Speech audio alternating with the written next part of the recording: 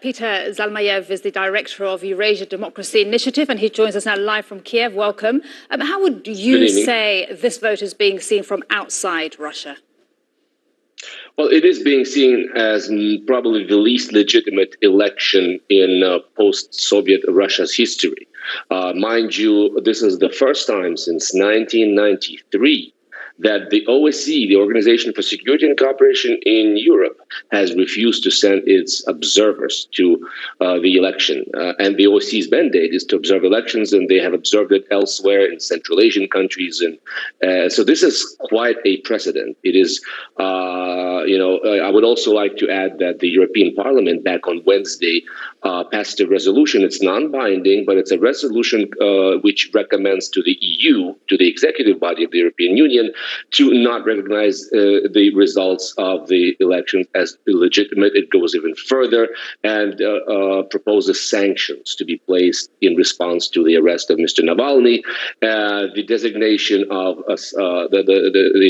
non-governmental organizations as those who receive funding from abroad, or at least partly funded from abroad, as foreign agents, etc., and everything else that we have seen that has been designed to derail any sort of dissent, any opposition to Vladimir Putin.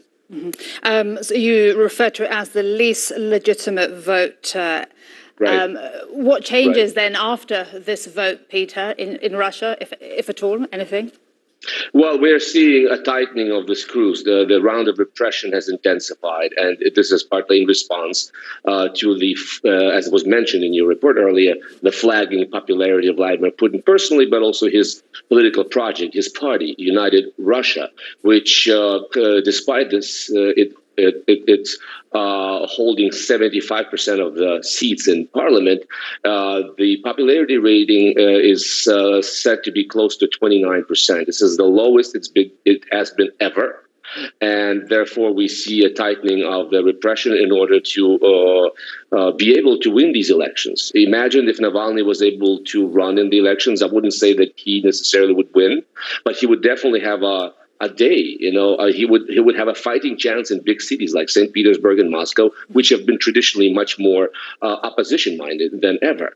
And so I think it's also important to keep in mind that this election is seen as a dress rehearsal for the presidential elections of 2024, where it is expected that Vladimir Putin will probably run for 2 more terms, which would make him, should he win, the oldest president in Russian history. He will be 86.